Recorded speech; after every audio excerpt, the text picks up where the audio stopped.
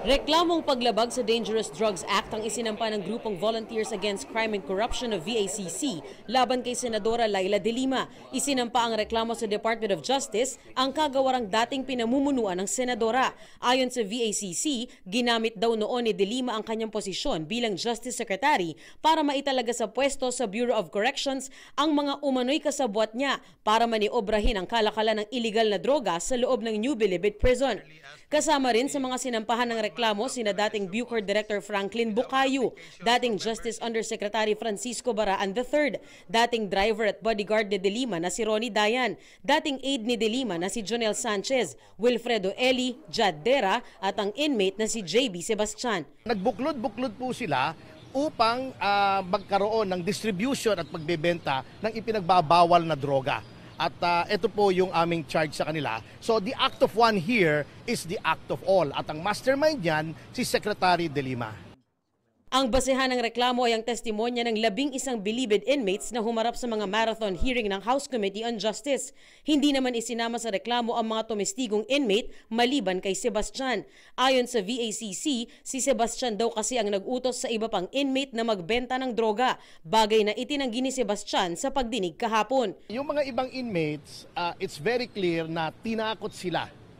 They were compelled to give money. Base sa testimonya ng mga Bilibid inmate na tumestigo sa kamera, lumalabas na mahigit 100 milyong pisong drug money ang tinanggap di umano ni De Lima mula 2012 hanggang 2016.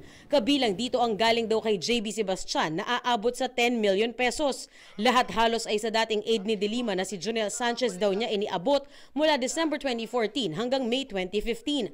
42 million pesos naman ang ibinigay raw kay De Lima ng inmate na si Herbert Colango sa pamamagitan din daw ni Sanchez at ni Ronnie Dayan, ang dating driver at bodyguard ng senadora. Mula raw ito noong October 2013 hanggang November 2014.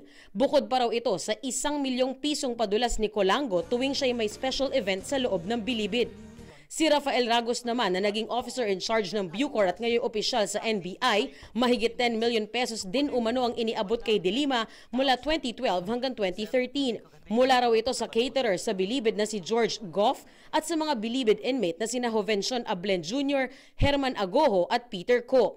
Ang pera, tinanggap daw ni Dayan sa bahay ni De Lima sa Parañaque. Sa testimonya naman, ang convicted drug lord na si Peter Co, 10 million pesos daw ang ibinigay niya para kay De Lima noong 2012.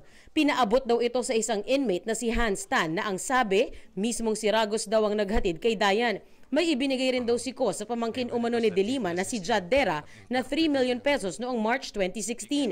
Ang inmate na si Agoho nakalikom naman daw ng mahigit 16 million pesos noong 2014 para rin kay De Lima at ipinadaan daw kay JB Sebastian noong 2014. Ang inmate at dating polis na si Engelberto Durano nag-abot daw kay De Lima ng 1.5 million pesos na nakasilid sa kahon noong bumisita sa Bilibid ang senadora. Pero ang minority block ng Kamara duda sa testimonya ng mga testigo. Halata raw na propaganda ito dahil si De Lima ang pinuntirya. It's garbage. Ano itong ginagawa ng House? Ito ay propaganda tool. It's a propaganda tool to cover up for the investigation on the extrajudicial killings. The purpose really was to link Senator De Lima to the drug deals and secure a possible complaint against her. None of the witnesses ever stated that they heard personally De Lima ask for this, for money.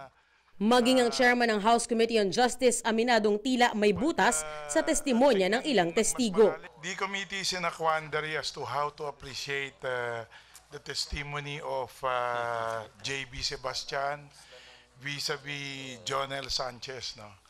Kasi kanina nga lumutang na problematic kasi talagang total contradiction eh. So ang malinaw po, isa po ang nagsisinungaling. Sino sa kanila? Siyempre, we would like to request kayo po ang may kapasidad nito, yung PNP, CIDG siguro, yung NBI, may kapasidad kayo para palalimin po. Congressman Dati nang iginiit ng komite na lehitimo ang isinagawa nilang pagdinig. Pagtitiyak din ni Umali, magiging patas ang ilalabas nitong report. Lia Manyalak del Castillo, GMA News. Stood by us in these long grueling hours